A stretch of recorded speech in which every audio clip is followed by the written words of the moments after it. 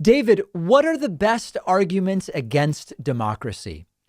Isn't it just perfect as we eclipse the Trump era that the best argument against democracy is Donald Trump? And what I mean by that is this is the Platonic argument against democracy. Left to the masses often make stupid decisions. Left to the masses, lots of ignorant people get to decide. This, I'm not coming up with this, and I'm not saying this is my perspective or that I want to get rid of democracy. But look at Plato's Republic. Plato viewed democracy. This takes me back to my days in Philosophy 101. Plato viewed democracy sort of like a liminal, look that one up, a liminal phase between oligarchy and tyranny.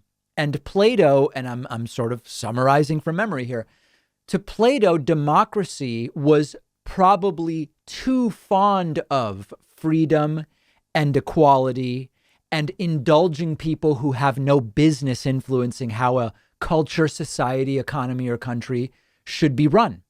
And that there are costs to that.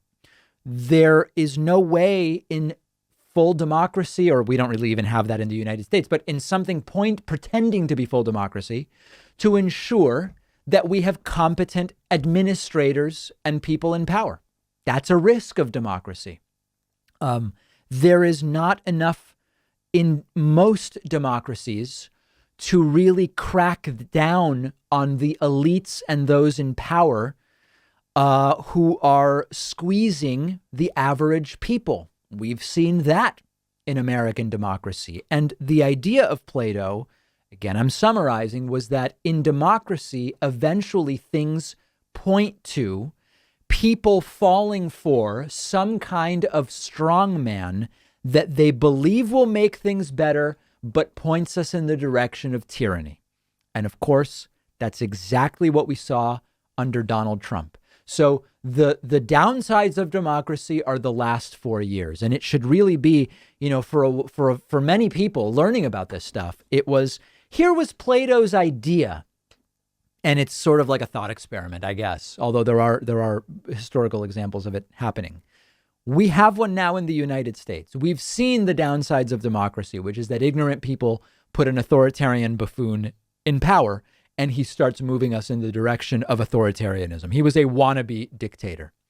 Now, from a practical standpoint, aside from democracy is good versus bad, one of the flaws of a democracy is that, particularly for really large countries, it's tough to come up with a cohesive strategic direction for the country because you have the constant second guessing and flip-flopping of power.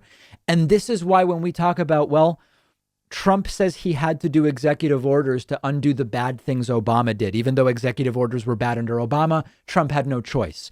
And now Biden has to do executive orders to undo the terrible things that Donald Trump did. And there's this constant looming reversal of what is done because of the system we have and because there's always some election looming. I know this is crazy, but the members of Congress in about 6 months have to start campaigning for re-election for 2022.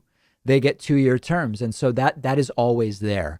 So a lot of this now goes beyond the idea of democracy. But when you have a world in which many of the problems we're trying to solve are more than 2-year projects, or they're more than 4-year projects, but we have every member of Congress up for re-election every 2 years, and every president up for re-election, or a presidential election every 4 years, senators every 6.